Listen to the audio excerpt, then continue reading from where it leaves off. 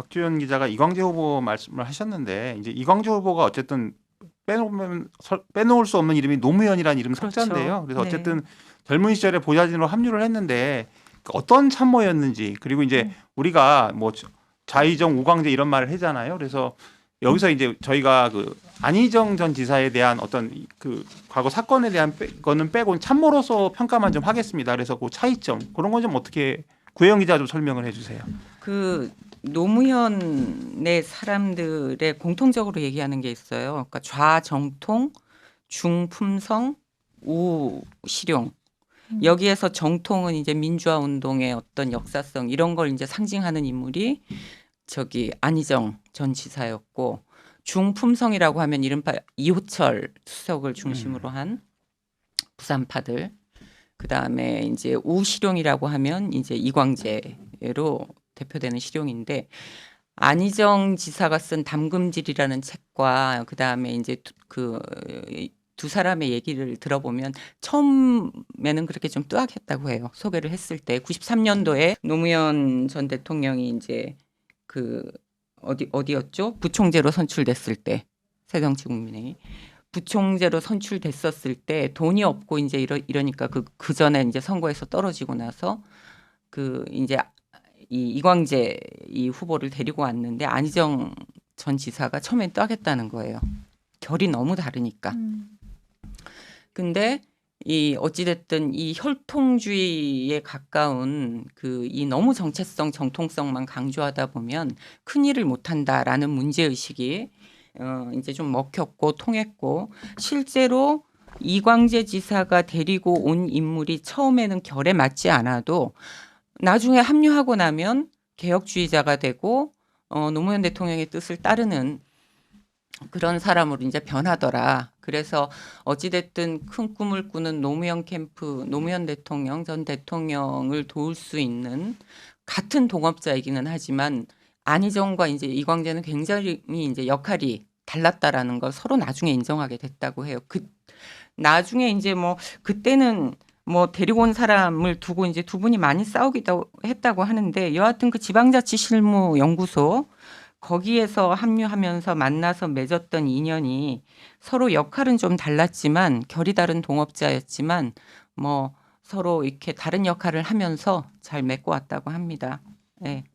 저도 뭐 한마디 좀 덧붙이면 이런 얘기를 저는 들었었어요. 예전에 뭐 안희정은 엄마 같은 사람이고 이광재는 아빠 같은 사람이다. 그래서 좀 이광재 후보는 좀 사람이 좀 차고 냉정한 데가 있고 대신 좀 전략적으로 좀 하는 스타일이고, 안희정 전 지사는 이제 여기서 그 개인적인 그 공간은 빼는 겁니다. 그냥 그 당시의 평가만 말씀을 드리면 약간 좀 주변 사람 잘 챙기고, 그래서 좀 소위 말하는 그 노무현 캠프 사람들하고 좀 이렇게 핵심적인 인물들 보면 전부 다 이광재보다는 안희정하고 연결이 된 경우가 많대요. 그래서 저도 좀 개인적으로 기억이 남는 게, 예전에 뭐 구혜영 기자도 알겠지만 예전에 그 모 의원 방에 가면 친노 직계라는 모 의원이 있었는데 그 방 가면 선임 보좌관이 사실상 그때 안희정 전 지사가 5개 있었거든요. 대선 자금으로.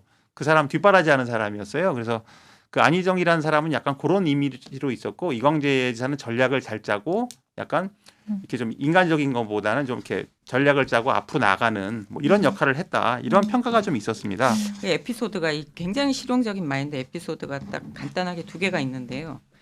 96년도에 이제 노무현 전 대통령이 종로에서 패배한 이후에 다들 망연자실에 있고 그럴 때 이광재 지사가 종로에 소꿉동무라는 카페를 차립니다.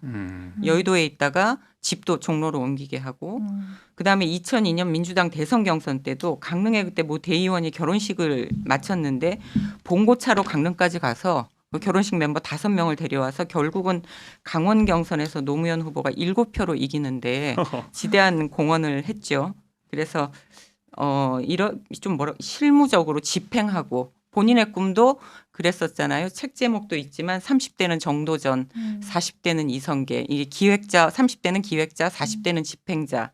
좀 뭐 이런 식으로 본인의 역할도 이렇게 끊임없이 이제 진전시켰지만 실제 일을 해나가는 과정에서도 좀 이렇게 실무적으로 이렇게 움직이는 그런 좀 역할을 많이 맡았던 것 같아요. 그때 소꿉동무 그거 차렸을 때도 사실은 노무현 대통령이 더 이상 계속 떨어지니까 이제는 정치 그만해야겠다. 이제 난 끝났다라고 한 거를 갖다 그리고 이제 이광재 지금 후보한테 그 가까운 분이 너도 이제 자꾸 노무현 따라다니면 네 인생도 망가지니까 이제 그만 따라다녀라 그러면서 목돈을 줬다는 거예요. 근데 그 돈으로 그 소꿉 동물을 차려가지고 노무현 대통령을 다시 붙잡은 것도 이광재 후보더라고요. 굉장히 전략적인 네. 사람으로 네, 이제 네. 저도 사실 제가 강원 경선 얘기는 좀 처음 들었는데 상당히 재밌는 얘기가 많네요. 그래서 여하튼 이렇게 좀 꾀돌이고 뭐 머릿속에 전략이 가득 찬 사람이지만 이분도 정치적 그 굴곡 같은 거는 좀 있잖아요. 그래서 20대 대선 경선 때 출마했다가 이제 중도 사퇴하고 정세균 전 총리를 지지했는데 맞아요. 요거는 어떤 배경에서 정세균 총리를 지지하게 된 걸까요? 일단 두 분의 인연이 각별한 게 있죠. 국정상황실장을 이광재 그 후보가 맡았을 때 정세균 그때 당시 대표하고 산자부 장관도 하고 스타일이 또 두 분이 비슷하다고 서로 인정해요. 합리적이고. 이념적으로는 그런 그쵸? 측면이 좀 보이네요. 네, 그리고 나중에 뭐 여러 가지 이제 이광재 선배가 시도했던 싱크탱크나 본인이 했었던 여러 곳에 고문을 많이 맡았고요.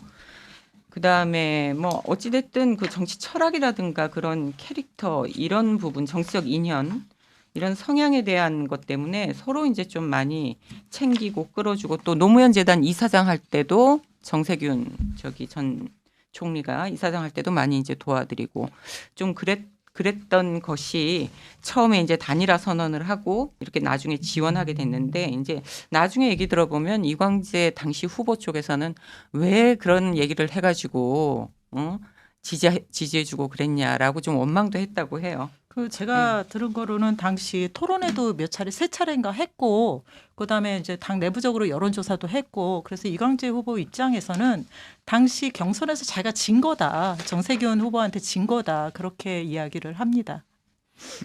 여하튼 뭐 이건 좀 지나가듯 하는 얘기지만 저는 지금도 제일 기억에 남는 건 2010년 지방선거 때 강원지사 선거에서 이긴 거예요. 그때 이제 그렇죠. 제가 한나라당을 막 출입을 하고 있을 때인데 사실 그 여론조사 보면 굉장히 절망적이었거든요. 그리고 한나라당 후보는 당시 엄기영 전 MBC 사장이고 그래서 굉장히 이기기 어렵지 않을까. 게다가 원래 강원도는 보수세가 센 곳이기도 하고 그래서 근데 이제 제가 아까 제 지인을 말씀드렸지만 현장에서 그 지인이 저한테 맨날 하는 얘기는 지금 판이 다르다. 그래서 제가 그때 무슨 소리 했었냐면 헛소리 하지 말아라 이런 얘기를 했었었는데 여하튼 이기더라고요. 그래서 대단하다 이 생각을 했었는데 여하튼 지금도 강원도에서는 좀 인망이 있고 지인이 많은 편은 아닌데 사실 이광재 후보하고 제일 가까운 사람들은 전부 다 강원 지역 사람이라고 하더라고요. 그래서 아무리 생각해도 저는 지금도 궁금한데 왜 우상호 수석한테 양보를 했을까요? 김경수 지사도 많이 걱정을 했던 것 같아요. 이게 친문 친명으로 가게 되면 본인은 이제 친문 정체성보다는 친노 정체성이 이제 강하다고 얘기를 해왔지만 여하튼 지금 이재명 대통령을 중심으로 안고 이제 고 개파와 약간 비명으로 분류가 되지 않습니까? 이 여기에서 만약에 이 경선이 붙여서 경쟁이 붙고 이렇게 되면 김경수 지사까지 영향을 미칠 수 있다라고 크게 생각을 했다고는 하는데 여기서 이제 다 밝히지 못할 수 있는 얘기도 있지만 그때 두 분이서 따로 비공개 때 만났을 때 그 우상호 후보가 이제 상당히 힘 있는 대통령이 보낸 후보 지금 슬로건이지 않습니까? 이제 그런 부분을 강조하는 거 보고 본인이 이제 더 이상 나갈 수가 없겠다라는 생각을 했다고 해요.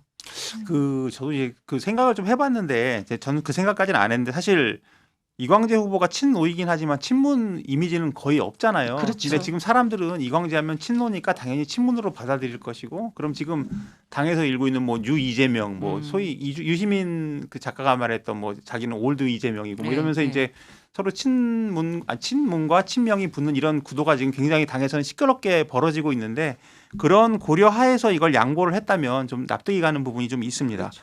그 이광재 후보가 사실은 정말 자기가 나가려고 오랫동안 준비했던 곳은 지금 뭐 보궐선거 지역이 아니어서 그렇지만 분당갑이거든요. 안철수 의원하고 붙어가지고 떨어졌었잖아요. 그런데 그 이후에도 자기가 이제 분당갑에 다음에 나올 것을 대비를 해서 뭐 그 분당 지역의 그 고도 제한 문제라든가 이런 것들을 앞장서서 다 해결을 했다는 거예요. 그런데 이제 이번에 이제 어쨌든 강원지사 나올 준비를 하고 있다가 양보를 했는데 본인 생각으로는 도지사 하는 것보다는 국회 들어가는 것이 더 낫겠다 이런 판단도 작용을 한 걸로 보입니다.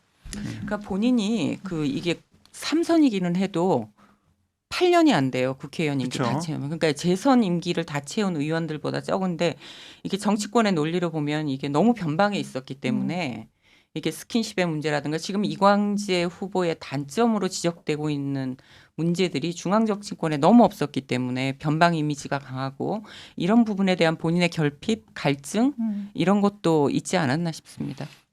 그것도 새로운 분석이네요. 제가 좀 사실 요새 열린우리당을 안 본 지가 좀 오래돼가지고 저도 여기 나오면서 공부를 좀 하고 나왔습니다. 사실은. 근데 여하튼 좀 그럼 인맥 얘기를 좀 해보면 여하튼 그 조국 대표하고 개인적으로 연이 있는지는 전 잘 모르겠으나 큰 틀에서 보면 이제 친문과 뭐 친명 요 구도가 좀 부담스러웠을 것으로 보여요. 구혜영 기자의 이야기를 들어보니 여하튼 이광재 후보가 아무리 좀 변방 정치인이지만 3선을 했고 친노 핵심 정치인이었기 때문에 그 민주당에서나 내지는 지금 여권에서 좀 인맥이 좀 있지 않을까 하는데 어떤 사람이 있습니까? 지금 가까이 그렇게 많지는 않아요. 아까 말씀드렸던 것처럼 이 중앙 정치를 많이 안 했기 때문에 당내에서는 한병도 오늘 원내대표로 추대됐죠.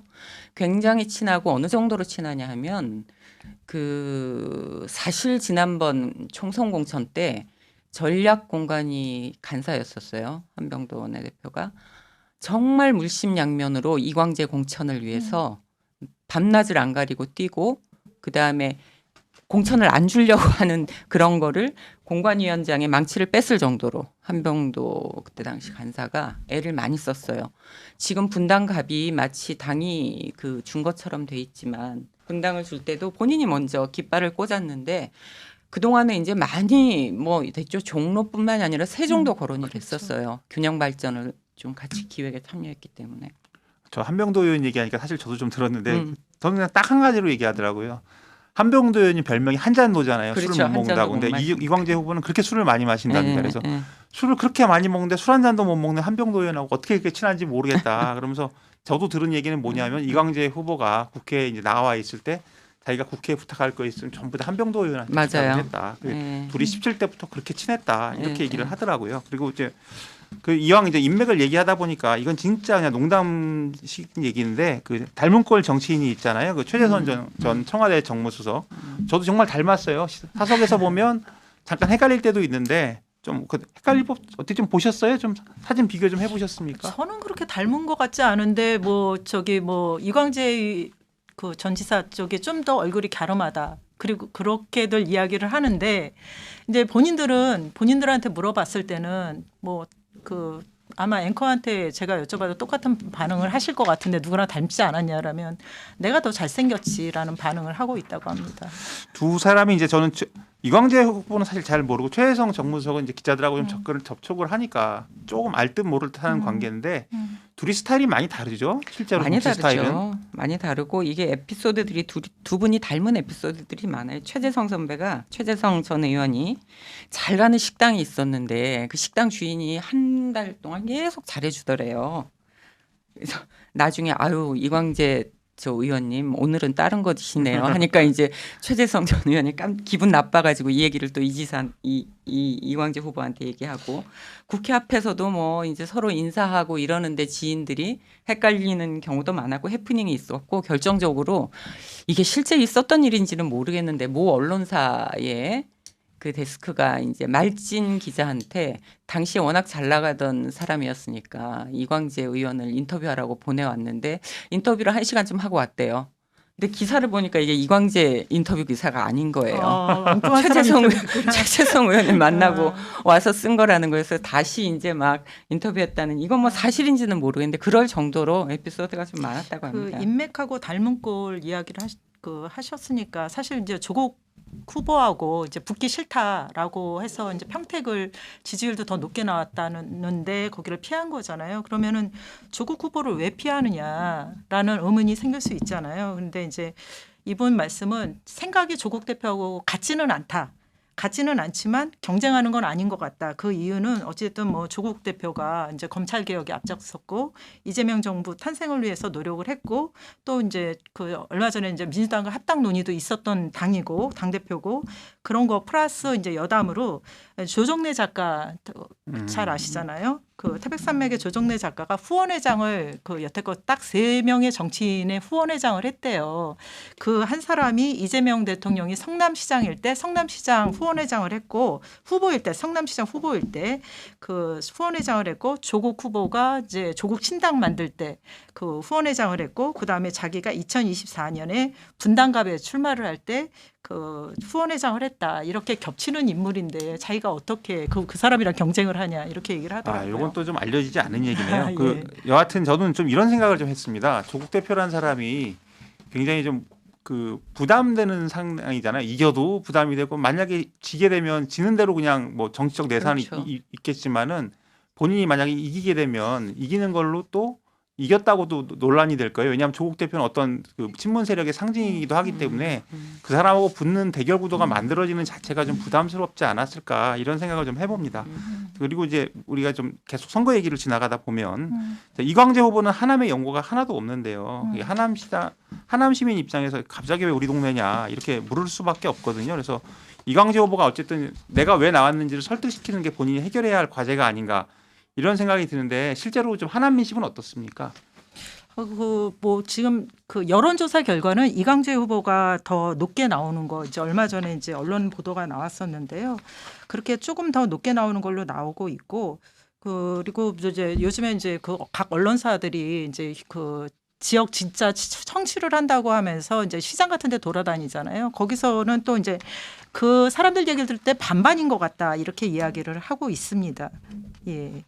당에서는 지금 어떻게 보고 있어요? 하남이 한세를? 일단 지역적인 특성의 한 20% 정도가 강원도민들이 있다고 해요. 그러니까 강원도에서 내려올 때 경기도의 관문이 한쪽은 구리, 한쪽은 하남. 그래서 서울인 줄 알고 강원도에 사시는 분들이 내려왔다가 이제 불빛을 보고 서울인 줄 알고 왔는데 정착했다라는 말이 있을 정도로 이제 구리하고 하남이 일단은 그래서 한 20% 정도의 강원도가 있고 이광재 후보한테 아주 불리한 아니죠. 판은 아니네요. 그리고 또 호남 향후회가 어느 지역마다 다 힘이 강하지만 하남이 이제 또 특히 강하다고 해요. 그리고 두 번째는 이제 분당이 이 지금 지역위원장이기 때문에 또 같은 어떤 경기도에 있어서 뭐 영 명분 없는 이제 출마는 아니다. 그런 게 있고 또 세 번째는 지금 이게 이 지역이 이 어떤 원도심이 있고 가밀 위례라는 신도시가 있고 또다시 개발될 어떤 미개발 이 지역이 있어서 굉장히 이 여론이 새 블록으로 이제 분산이 될 수밖에 없는 곳이라 큰 선거 이 여론을 이렇게 큰 선거를 한번 또 치러보거나 이런 지역에서 대표적으로 이광재 이 후보가 강원도의 영월, 평창, 태영평정이라는 그 넓은 지역에서 선거도 치러보지 않았습니까? 그런 것도 있고 또 중도층의 어떤 소구력이나 이런 부분에서도 좀 맞닥뜨리기 때문에 크게 뭐 아직까지는 뭐 너 왜 왔냐 이런 분위기까지는 아닌 것 같고 좀 이길 수 있다라고 보는 것 같아요 당내에서는. 아직까지는 예. 저도 보면 이제 좀 긍정적인 것 같은데 네. 여하튼 저 이광재 후보가 출마를 선언하면서 정치 운명을 걸겠다고 했으니까 이번 승부가 재기 발판이 될지 아니면 또 늘 그렇듯 다른 시험대가 될지는 좀 이제 지켜보도록 하겠습니다.